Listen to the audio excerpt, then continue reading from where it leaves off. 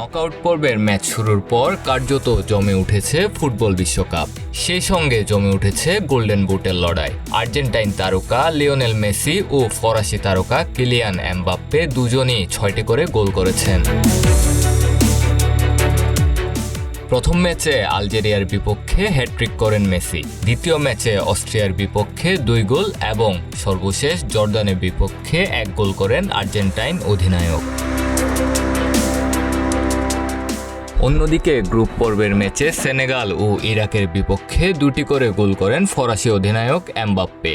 Group পর্বের শেষ match গোলের দেখা না পেলেও 2টি গোলে সহায়তা করেন তিনি।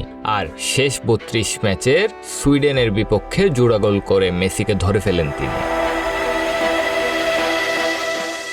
মেসি ও এমবাপ্পের গোল সংখ্যা সমান হলেও ফিফার নিয়ম অনুযায়ী গোল্ডেন বুটের লড়াইয়ে শীর্ষে আছেন এমবাপ্পে।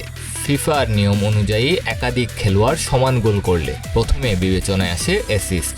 2টি অ্যাসিস্ট করায় এগিয়ে আছেন এমবাপ্পে। মেসির কোনো অ্যাসিস্ট না থাকায় তালিকায় 1 নম্বরে আছে এমবাপ্পে।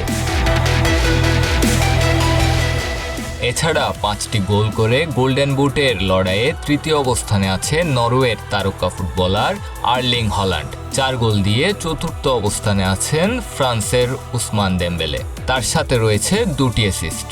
4 গোল ও 1 অ্যাসিস্ট নিয়ে পঞ্চম অবস্থানে আছেন ব্রাজিলের ভিনিসিয়াস জুনিয়র। ফুটবল বিশ্বকাপে সর্বোচ্চ গোলদাতার লড়াইয়েও সমানে সমানে টক্কর দিচ্ছেন মেসি ও এমবাপ্পে।